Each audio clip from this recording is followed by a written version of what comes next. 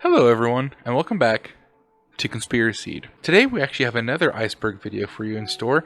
We're going to be looking at the controversial internet figures Iceberg. This iceberg was found on Reddit, and you can find it in the link in the description. It will be on every video about this iceberg. I originally wanted to fit more than one tier into a video since each tier only has a few entries. However, some people had a lot of controversies even earlier on the list, so I'll probably do one tier per video. Unless there's not a lot going on, then maybe I'll fit two in. Either way, thank you for choosing to spend some time with me today. Let's get into it. Logan and Jake Paul are brothers from Ohio. Shout out to Jacob Buck, one of my subscribers. Dude lives in Ohio, so shout out to him. Shout out. Logan has had more controversies than Jake, and Logan has actually been in the news recently for two bad reasons, so we'll start with him. We're going to backtrack to one of his first major controversies, which is when he went to Japan, went to the infamous suicide forest, found a dead body, and recorded it and uploaded it to YouTube with little to no blur. Logan was born on April 1st, 1995, so not only was his birth an April Fool's joke, he's only a few months older than me.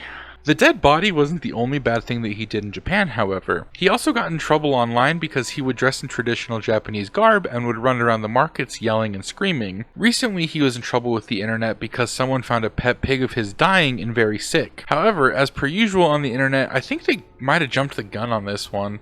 Logan said that he put the pig in a ranch when he moved to Puerto Rico as he was unable to bring the pig to the island. The pig lived there when the owner sold the ranch, and then the pig was rehomed without Logan Paul's knowledge to the farmer across the street. The farmer claims that he called the Gentle Barn to get the pig, and contrary to the Gentle Barn's claims, there was only one pig. Logan said that he was heartbroken by the situation, and that he was grateful for the Gentle Barn for bringing her in, and said that he will do whatever he needs to aid the pig. It feels a little dishonest to me if this story is true, because the Gentle Barn posted on TikTok that they found the pig in a field with a second already dead pig, and that it was abandoned by the owner, Logan Paul. Now, I'm not sure who's correct here, right? Either one of them could be correct, but it's a crappy situation either way, because either way, someone is lying, and there's an almost dead pig. I've always thought about getting a pig.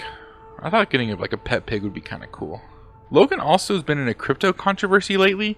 In 2021, he launched an NFT game called Crypto Zoo. He sold images of animals as NFTs within the game and told players that they could breed them and be able to win crypto coins called Zoo. A YouTuber by the name of CoffeeZilla called out Logan, saying that he abandoned the game after making money on it, and as a result, many people were left to believe that it was a scam. Logan said that he denies scamming anyone through the game. However, he does go on to detail his plans to give back $1.3 million in rewards. Logan seems to have taken everything recently in stride and handled it way better than the Japanese incident. That's what I call growth and character development.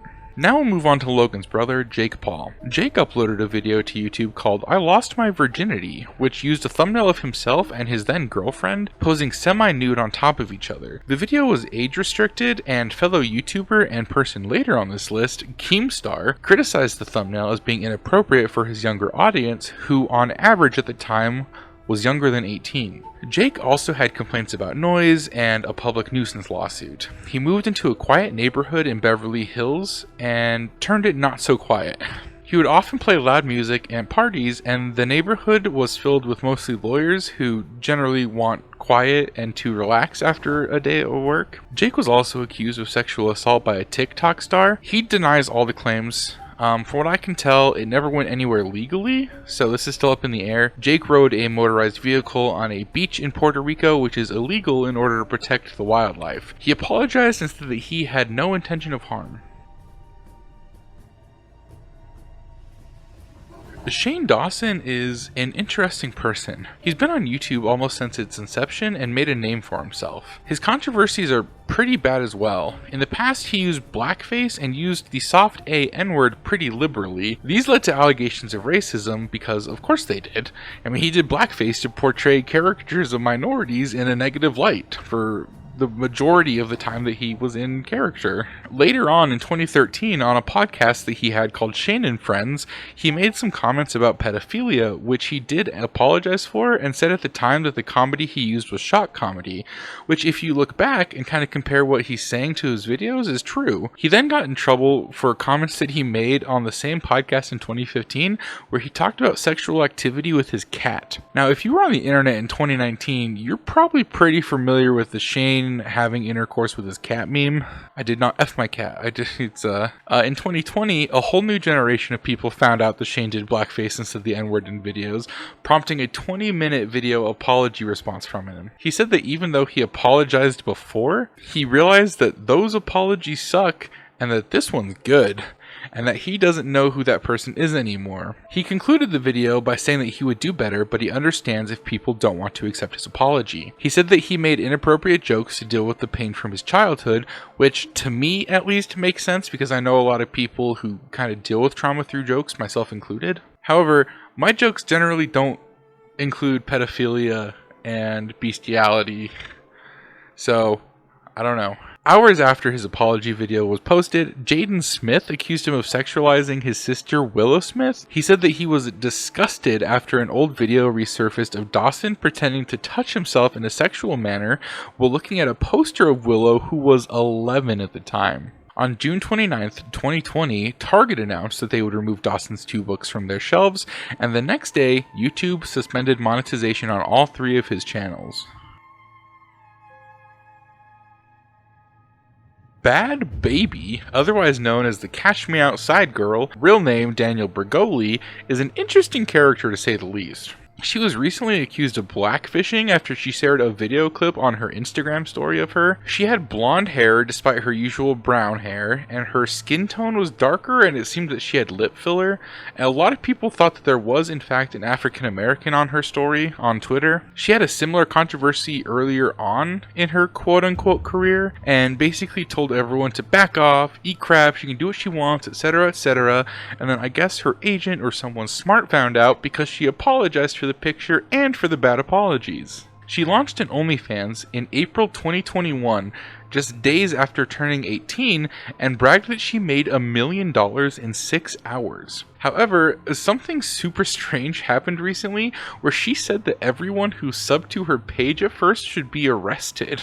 Because the pictures that she uploaded at the time were when she was a minor, which of course they were, because it was only 2 days into her being 18 and there was like 12 different photo shoots. That said, none of the pictures were anything too spicy, a lot of swimwear, some underwear, nothing completely unclothed. However, it's still kind of gross it's kind of gross to live in a society where people are like, finally, you turned 18. Finally. Weirds me out. She went live on Instagram back in 2017, and her mom could be heard in the background going on an anti-Muslim rant, being like, oh, you effing Muslim, blah, blah, blah. And then Danielle spoke up in support of her mom, so her mom was on a phone call, and Danielle was like, yeah, and also this. And then she ended the live, so that was one of the controversies. She gets into physical fights, including with her mom. She's had the cops called on her a few times. She also got into an altercation with 2 people that are on this list in this tier, Lil Tay and Vicky, so we're going to get into them next. There isn't much information about Lil Tay. She kind of disappeared from the internet after revealing that she was in a bad situation. She's believed to be around 9 years old when she was famous, so I guess back in 2018 she was around 9. She was a foul-mouthed child who flexes money. She's a rapper who has 2 million followers on Instagram currently. She poses with expensive cars, wads of cash, and designer brands. However, she disappeared in 2018 after her mother was arrested. She said that her father was abusive, and because her mother was arrested, she had nowhere to live other than with her father and her older brother. There was a leaked video of her brother getting mad at her and like making her flex the cash and call people posers and cuss and being like, you're not doing it right. You say, oh, F these haters, blah, blah, blah. And it caused some controversy, like, oh, is Lil Tay okay? The last time that anyone has seen Lil Tay was in 2019, was when her brother created a GoFundMe to try to get her out of an abusive situation, but people online weren't really buying it, saying that it seemed to be an allergic reaction to something she ate. or perhaps like a bee sting or something, but they didn't believe that it was abuse. No one knows where little Tay is today, but the way that she disappeared has people worried. She was friends with, well, Vicky, who had beef with Bahad Bahabi, so we'll move on to Whoa Vicky.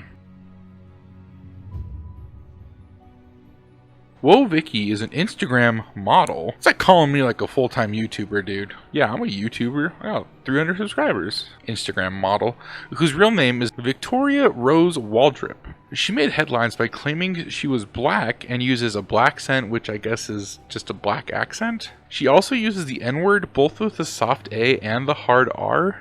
She kicked a police officer at a Black Lives Matter mostly peaceful protest and threatened Snoop Dogg on Twitter, to which he responded. She's been compared to Rachel Dolezal, who, if you don't know, was the woman who stepped down as the NAACP chapter president in Spokane after her parents revealed that despite what she said, she's not black. Her Instagram following grew, and she's deleted old posts from the past. She essentially tried to start controversies with other celebrities to gain clout, and I guess it worked because she's on this list and she has millions of Instagram followers. There's not a whole lot more to this, but this iceberg was made a while ago before the first three got even more controversial than they were.